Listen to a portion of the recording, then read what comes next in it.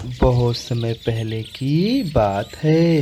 एक बहुत ही घना जंगल था जहाँ बहुत सारे जानवर रहते थे जो हंसी खुशी से रहते थे। उस जंगल में एक खतरू नाम का शेर रहता था जिससे सभी जानवर बहुत डर के रहते थे। और उसी जंगल में एक सीधा साधा पिचकू नाम का खरगोश रहता था जो बेचारा हमेशा खतरू शेर से डर कर रहता था। एक दिन की बात है। पिचकू खरगोश जंगल में अपना खाना ढूंढने जाता है। तभी उसे दूर से ही एक चमकदार गाजर दिखता है और पिचकू बोलता है, ये क्या है? फिर पिचकू सोचता है, इसे खाऊं कि नहीं, कहीं कोई भूत तो नहीं, मुझे कुछ हो गया तो, लेकिन नहीं खाऊंगा तो भूख से मर जाऊंगा।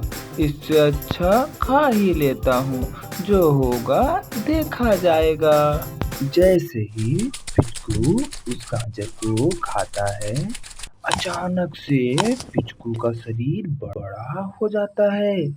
तभी वहाँ खतरू की वफादार बुल्की नाम की लोमड़ी उसे देख लेती है और वह भाग के अपने मालिक खतरू के पास जाती है और बोलती है, मालिक, आप पिचकू खरगोश को जानते हो ना?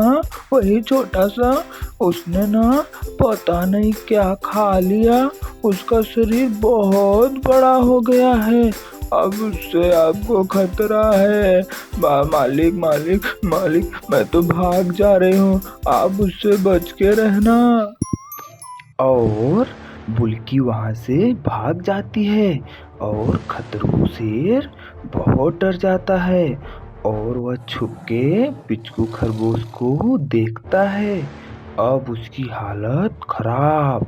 वह भाग के जंगल के हाथी दादा के पास जाता है और कहता है, पिचकू खरगोश को कोई जादुई शक्तियाँ मिल गई हैं। वह बहुत बड़ा हो गया है, पूरे जंगल में तहस नहस मचा रहा है। अब आप कुछ कीजिए, उससे सबको बचाइए, सबसे ज्यादा खतरा मुझे ही है। हाथी दादा बोलते हैं, ठीक है, हम कुछ करते हैं। उधर दूसरी तरफ पिचकू खरगोश अचानक से मिली शक्तियों से एकदम बौखला जाता है। वह पूरे जंगल में हाहाकार मचा देता है, पेड़ पौधे उखाड़ के फेंकता है, जो जानवर जहाँ मिलता है उसे वहीं कुचल देता है। सबसे बोलता है, अब जंगल का राजा मैं हूँ। उधर दूसरी तरफ जंगल के सभी जानवर इकट्ठा होकर इस बात का हल ढूंढते हैं कि पिचकू खरगोश से कैसे बचा जाए। तभी हाथी दादा कहते हैं कि अब जंगल देवी ही हमारी कुछ मदद कर सकती हैं।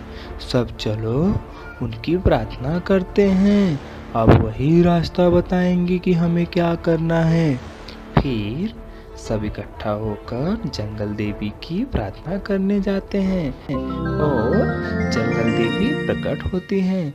सभी जानवर पिचकू खरगोश की पूरी कहानी बताते हैं और कहते हैं, हे जंगल देवी, हमारी मदद कीजिए, हम सब बहुत परेशान हैं।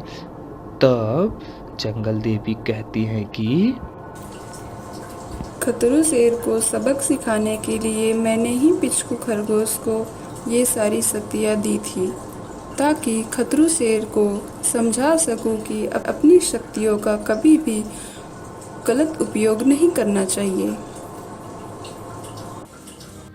फिर खतरू शेर अपनी गलती के लिए सबसे माफ़ी मांगता है और किसी को भी परेशान नहीं करने का वादा करता है। फिर जंगल देवी पिचकू खरगोश से उसकी शक्तियाँ ले लेती हैं और चली जाती हैं। फिर सारे जंगलवासी फिर से हंसी खुशी से रहने लगते हैं। जय हिंद।